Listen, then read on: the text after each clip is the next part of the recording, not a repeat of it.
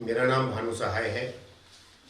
मैं बुंदेलखंड निर्माण मोर्चा का अध्यक्ष हूँ और एक लंबे समय से पृथक बुंदेलखंड राज्य निर्माण के लिए संघर्ष कर रहा हूँ। वर्ष 2014 में हमारे संघर्ष को, हमारे मान को, हमारी सोच को पंख लग गए थे, जिस समय उमा भारती जी ने भगवान राम को साक्षी मानकर ये वचन दिया था हम बुंदेलखंडियों को कि 3 साल के भीतर बुंदेलखंड राज्य बनवा दिया जाएगा। उमा भारती जी ने भगवान राम को राज्य लाने के लिए और भगवान राम के नेतृत्व में कार्य करने का वचन देकर वो क्या बोली थी, आइए हम आपको ये सुनवाते हैं। पहले उमा भारती जी की बात आप सुन लीजिए। क्या देना चाहेंगे आप? मैसेज हम ये देना चाहते हैं कि मैं आज ये बोल के जा रही हूँ कि बुंदेलखंड राज्य का निर्माण 3 साल के अंदर होगा और जो नारा लगा और इस बुंदेलखंड राज्य में हम राम राज लाएंगे। भगवान राम राजा सरकार जो है वो इस बुंदेलखंड राज्य के राजा होंगे और आज की तारीख से तीसरा साल खत्म होते होते बुंदेलखंड राज्य का निर्माण होगा।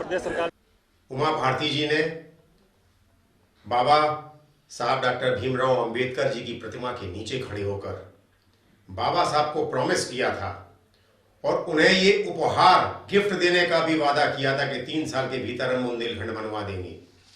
बाबा साहब से भी उन्होंने कैसा छल किया है, आइए हम आपको ये भी सुनवाते हैं, आप ये भी सुन लीजिए।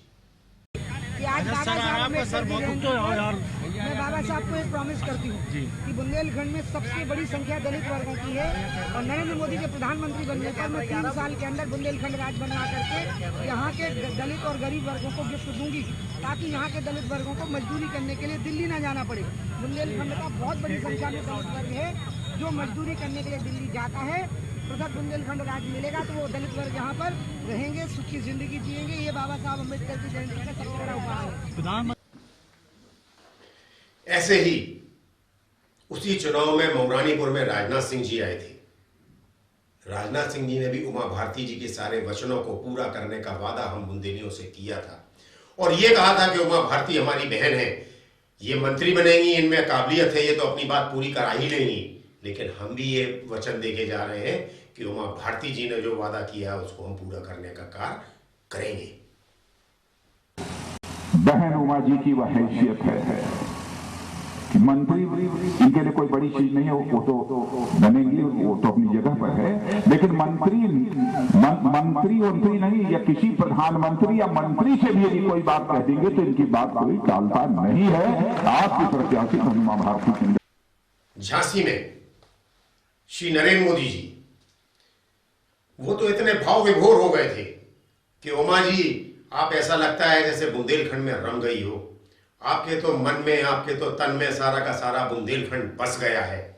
आपकी जो भी योजनाएं हैं अगर केंद्र में हमारी सरकार बनती है उन्हें पूरा करने का अगर हमको मौका मिलेगा तो हमको खुशी होगी और आपके प्रति हमारा आदर होगा अगर हम आपके वादों को पूरा कर पाए। आइए हमारे प्रधानमंत्री जी ने क्या बोला था ये भी सुन लीजिए। उमा जी को बहुत बधाई देता हूं कि वे इस क्षेत्र के विकास के लिए रम गई है, सम्मान हो गई। आज अगर उमा जी आप इतनी मेहनत कर रही हो, आपके इतने सपने हैं तो फिर तो हमें भी 2 कदम ज्यादा चलने का मन कर जाएगा, 2 कदम ज्यादा चलने का मन कर जाएगा और आपके माध्यम से इस क्षेत्र के विकास की जो बातें आएगी दिल्ली में बनने वाली नई सरकार के लिए हमारा सौभाग्य होगा। उमा जी के प्रति हमारा आदर। वर्ष 2014 में नरेंद्र मोदी जी और राजनाथ सिंह जी के समक्ष उमा भारती जी ने हम बुंदेलियों से वादा किया था कि अगर मोदी सरकार केंद्र में बन जाएगी तो 3 साल के भीतर बुंदेलखंड राज्य बनवा दिया जाएगा। 7.5 साल होने आ गए, अभी तक इनके कान पे जूं तक नहीं रेंगा है, कोई कार्रवाई ही प्रारंभ नहीं हुई है। हम बुंदेलियों को ऐसा लगता है जैसे हम लोग छल लिए गए, हम लोग ठग लिए गए। इस बीच हम लोगों ने 5 बार अखंड बुंदेलखंड क्षेत्र के जितने भी पूर्व और वर्तमान के प्रतिनिधि हैं उन सबको पत्र लिखकर आग्रह किया कि मान्यवर आपसे हाथ जोड़कर निवेदन है कि प्रधानमंत्री को, गृह मंत्री को और अपने राजनीतिक दल के राष्ट्रीय अध्यक्ष को एक पत्र लिख दीजिए जिसमें बुंदेलखंड राज निर्माण की मांग पुरजोर तरीके से उठा दीजिए। जिन जनप्रतिनिधियों ने पत्र लिखा, जिन्होंने लोकसभा में मांग उठाई, उनको हमारा नमन, उनके सामने हम नतमस्तक हैं। हम धन्यवाद देना चाहते हैं हमीरपुर के सांसद पुष्पेंद्र चंदेल जी को, जिन्होंने लोकसभा में बुंदेलखंड राज निर्माण की बात उठाने का कार्य किया है। हम धन्यवाद देना चाहते हैं रवि शर्मा जी को, हम धन्यवाद देना चाहते हैं ब्रजेश प्रजापति जी को, जिन दोनों विधायकों ने पत्र लिखकर बुंदेलखंड राज निर्माण की बात उठाई। हम धन्यवाद देना चाहते हैं पूर्व केंद्रीय मंत्री प्रदीप जैन आदित्य जी को, जिन्होंने विधानसभा में तो ये अपनी बात रखी थी, लेकिन सोनिया जी को भी पत्र लिखकर बुंदेलखंड राज निर्माण की बात करने का कार्य किया है। हम धन्यवाद देना चाहते हैं राजा रणजीत सिंह जूदेव जी को, हम धन्यवाद देना चाहते हैं रवीन शुक्ला जी को, हम धन्यवाद देना चाहते हैं हरगोविंद कुशवाहा जी को, और हम धन्यवाद देना चाहते हैं विनोद चतुर्वेदी जी को, जो पूर्व विधायक हैं, जिन्होंने हमारी बात को आगे बढ़ाया और बुंदेलखंड राज निर्माण के लिए अपनी ताकत लगाई। लेकिन जिन्होंने ये कार्य नहीं किया है, अब खाली कर दो रास्ते कि बुंदेली जनता आती है। लेकिन जिन्होंने हमारी मांग को नकारा है, जिन्होंने बुंदेलखंड राज निर्माण के साथ छलावा किया है, अब उनकी बारी आ गई है। हम बुंदेलखंड वासियों ने ये निर्णय ले लिया है और खासतौर से बुंदेलखंड निर्माण मोर्चा ने एक योजनाबद्ध तरीके से कार्य करने का संकल्प ले लिया है, जिसके तहत जिते हमारे प्रभु राम राजा के रूप में विराजे हैं, उते उनके चरणों में जाके हमने लाखों राम बंधन, जिनको हम कलावा भी कहते हैं, हमने ऐसे राम बंधन पुजवाए हैं।